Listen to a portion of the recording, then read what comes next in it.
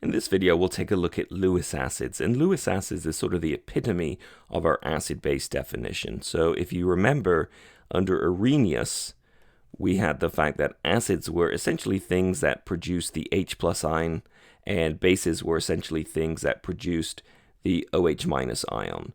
Brønsted was a little bit more intricate than that, so we defined acids as things that can donate the H plus ion, and bases was things that can receive the H plus ion. So the OH minus ion, of course, can receive an H plus ion, and so that's what makes it a base.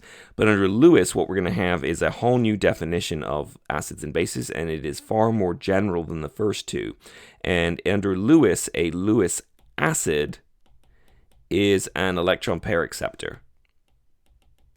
And I always remember the vowel in acid and the vowel in acceptor here. And contrast that to a Lewis base, where a Lewis base is an electron pair donor. So you've got a consonant for B and a consonant for D. So acids are electron pair acceptors, bases are electron pair donors. And it turns out this is much more general.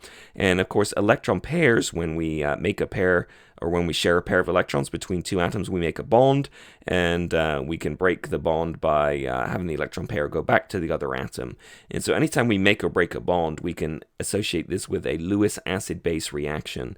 And so all of chemistry is really making and breaking of bonds, so you can really say all of chemistry now is a Lewis acid-base reaction. So let's have a look at an example, and we'll just kind of see how this plays out. So here's a reaction that's extremely hard to classify as acid or base without using the Lewis approach. So carbon dioxide can react with magnesium hydroxide, and it can form magnesium carbonate. Okay, carbon dioxide is often thought to be an acid. Oxides of metals are often thought to be bases, and so we might think of this as an acid-base reaction, but it doesn't really fall under either the Arrhenius, because we don't have any solutions, or the Brønsted-Lowry, because there's no proton transfer. In fact, there's no hydrogen atoms anywhere at all. So this is where Lewis comes in nicely. So since we're looking at electron pairs, we're going to have to write Lewis structure. So the magnesium ion essentially has no valence electrons, so Mg2+. The oxygen ion is, it's got a full outer shell, so it has got 2 extra electrons compared to an oxygen atom. We look at carbon dioxide. Carbon dioxide has that structure like so.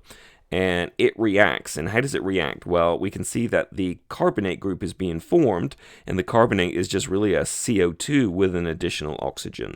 So we can draw what we call a curly arrow mechanism here. This is something you'll learn in organic chemistry, but we can use traditionally a red arrow to show the flow of electron pairs.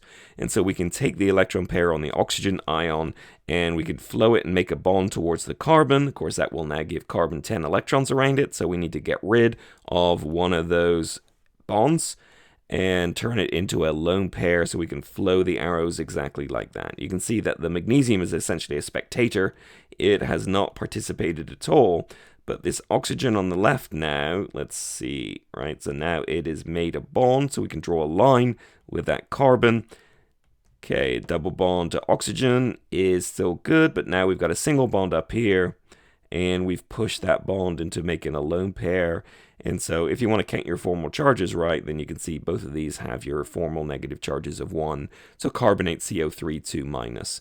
How do we identify as a Lewis acid or base? So anything that anything that accepts an electron pair is an acid. So this would be the Lewis acid because it's accepting an electron pair.